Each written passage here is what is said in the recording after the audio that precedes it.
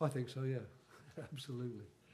Especially when, from my position on the bench, our players were complaining bitterly that there was a handball involved. I can't honestly say from the bench I saw that, but of course I have seen it now.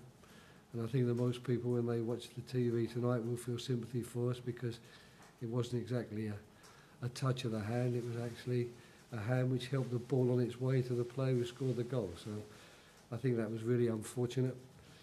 But it was tremendous the way the players came back from that. It's not easy when you've played as well as we'd done in the first half and worked so hard to come in leading by a goal to nil, to see that wiped out within the space of 5 or 6 minutes. And the second one, to perhaps something which you're entitled to feel was unjust, to come back in the way we did and get back and eventually equalise and come away from the game with 1 point. The players are going to be very pleased with that, very satisfied, and they deserve a lot of praise and congratulations, in my opinion, for their performance. 2 very well taken penalties as well, mate. Yeah, and 2 good pieces of play, I thought, in open play, which led to Arsenal being forced to commit a foul in the penalty area. Apart from that, they were very disciplined in the penalty area. There was lots of situations where, had they been a bit less disciplined, they might have committed a foul, because we had the ball in that part of their territory very, very often. I thought that, for the 2 goals, the amount of possession we had and in the final part of the field and the amount of penalty area entries we had, I think that 2 goals is a fairly scant reward for our performance. I mean, after having one save last week, it didn't seem to affect him. No, well, that's all credit to him. I mean, I think that's an individual thing. I think that to step up once again to the plate, having missed a decisive penalty, which probably did cost us points up at Everton, as most people have suggested, to step up again in 2 very, very important situations, one just before half-time to put us in the lead, and then one to rescue a point. I think that's great credit to Luka Milivojevic. It's not just a question of technique in those situations, it's a question of mental strength. As we all know, when you work with teams that are going to be involved in penalty shootouts, there are lots and lots of theories how penalty shootouts can always go your way, but the bottom line is this, that when penalty shootouts come around, you need players with the mental strength to step up and score the goal, because if it was a question purely of technique, every single player on the field has got the technique to do it.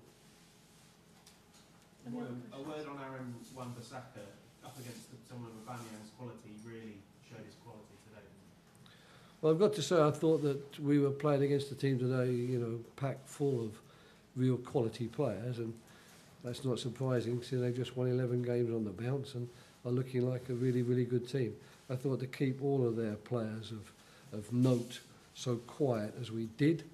The one we didn't keep quiet was Xhaka with his bullet of a free kick.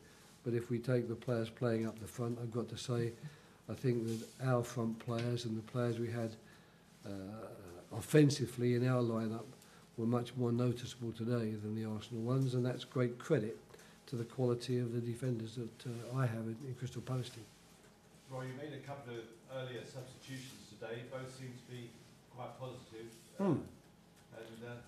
Well, last week we were unlucky in terms of both Alex and Max Meyer, who are obviously close to the team, were both injured or sick. To be more at the point, they weren't injured; they were both suffering from a virus.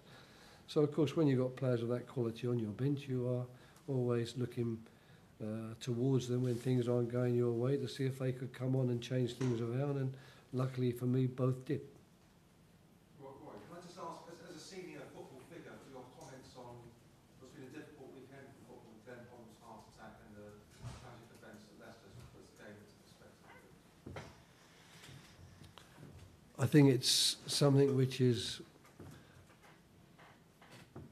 events which should definitely put the game of football in perspective. I was really disappointed early on in the day to hear about Glenn, obviously someone I know, to hear that he'd suffered a serious problem before the game and had been taken to hospital and was being treated there. That was really, really bad news and affected me, of course, but it was then exacerbated by the news later on after the Leicester City game, which I just watched on the television, that the helicopter, presumably carrying the owner and president of the club, had crashed. There are no words really that can describe how you feel in those situations, and all you can do, I guess, is to offer your condolences and your sympathy to obviously the family and relatives of the chairman himself and to everyone at Leicester City Football Club. It's a bad moment. It's a moment which sobers everyone up in football and tends to put some of the glitter and the glamour firmly to one side. Nothing can compare with life and death, and it's important, I think, sometimes that we recognise that football is a village. We know everyone very well in our village. They almost become family to us. So when something like this happens, you do get the feeling that in some way you've been affected by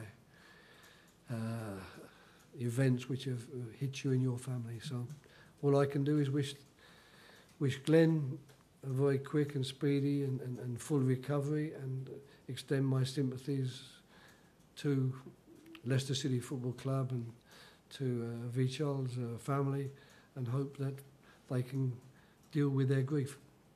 Thank you very much. That's it. Thank you. Well done.